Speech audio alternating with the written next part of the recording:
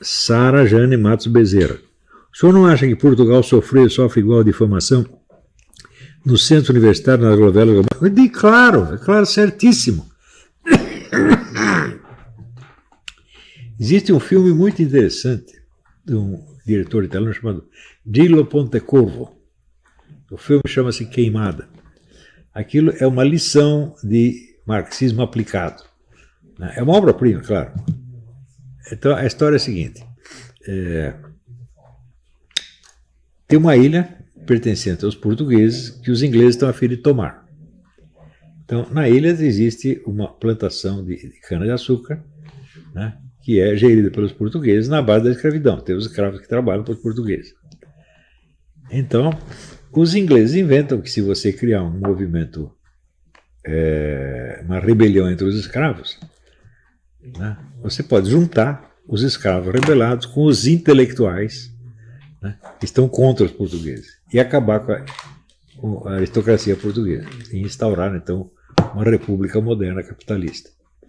Então, eles descobrem tem um coronel aposentado que ele diz, não, esse é o único sujeito capaz de fazer isso. Eles vão procurar, mas o coronel está aposentado, agora ele só pensa em luta de bebedeira e luta de boxe. É representado pelo Marlon Brando, né? Mas então eles descobrem lá o coronel numa luta de boxe e contratam ele, oferecem um montão de dinheiro, ele topa. E ele vai, e ele entra em contato com os líderes burgueses e intelectuais, ele os despreza tudo aquilo, um bando de frouxo, um bando de coitado. E daí, no meio dos escravos, ele encontra um escravo que tem força de personalidade. Né? Ele fala, esse vai ser o líder dos escravos. Né? Mas ele não tem entre os intelectuais brancos nenhum equivalente. Os brancos são tudo frouxos. Então ele cria uma rebelião, mata o governador português, né? E os intelectuais tomam o poder. E abolem a escravidão, criam o trabalho, criam um proletariado para trabalhar na plantação de açúcar, contratado por quê? Uma empresa inglesa, evidentemente. Né? Acontece que passa algum tempo, né? A empresa inglesa também está explorando os empregados, tanto quanto os portugueses exploravam os escravos. Então, agora precisamos fazer precisa dar outro jeito nisso, acabar com essa outra rebelião aí.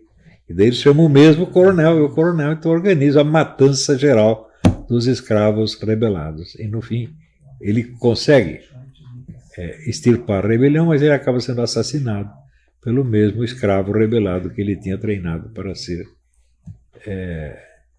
o líder da primeira rebelião. O filme é uma maravilha. Queimada, Gillo Pontecorvo. Assim, é aquela interpretação materialista da história. E acontece que, sob esse aspecto, e você fazendo abstração de outros fatores, isso corresponde realmente a mais ou menos a ordem dos fatores. E corresponde ao modo inglês de interferir. Como é que os ingleses acabaram com o Império Espanhol, o Império Português, né? Libertando, entre aspas, os povos, inventando a ideia da autodeterminação dos povos. Né? Aquela história que falava o Benedetto Croce, a história da liberdade, conversa mole. Benedetto Croce é muito bom para analisar obra literária. Tá? Esse negócio político eu não entendia coisa nenhuma. Né?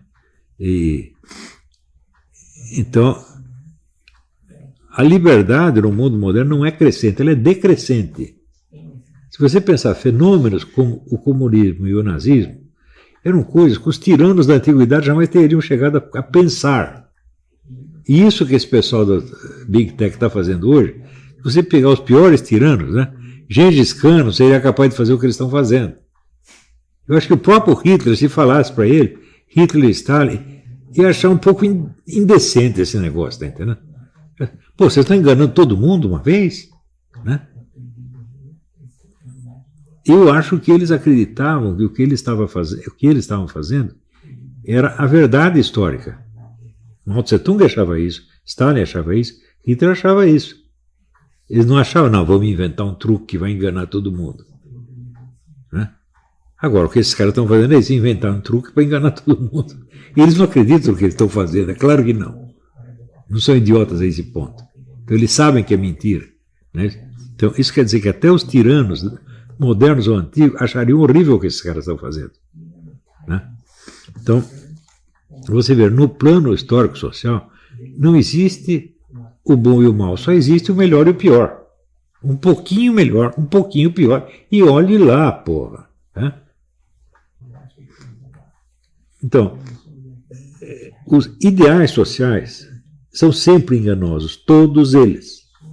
Você pegar a democracia liberal capitalista, ela é tão enganosa quanto o comunismo. Por quê? Porque ela não corresponde à realidade do que as pessoas estão fazendo.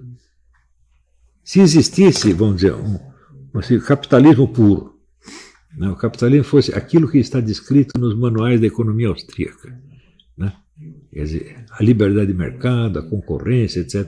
Só isso, mas não há outros fatores em jogo. Né?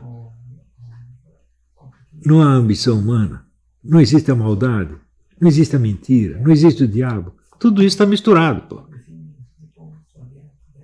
Você está entendendo por quê? Por isso que tudo na política é relativo. E você precisa saber, vamos dizer, onde está a maior dose de bem possível na situação efetiva. Não, entre o capitalismo e o comunismo, bom, claro, o capitalismo, teoricamente, é melhor. Mas o que os capitalistas estão fazendo agora? É um negócio que eles se inspiraram no comunismo, meu Deus do céu. Né? Ou seja, você tem uma economia capitalista com uma política comunista. Né? Isso é uma coisa tão maligna que nem Stalin pensou numa coisa dessa. Karl Marx pensou um pouco, porque ele disse que no começo do comunismo haveria um negócio que ele chamava capitalismo cru. O que os caras estão fazendo agora é o que Marx descreveu como capitalismo cru. Quer dizer, é o capitalismo onde só o que importa é a economia. Todos os valores foram apagados. É o que eles estão fazendo. É isso. Deu para entender? Vou parar por aqui hoje, tá bom?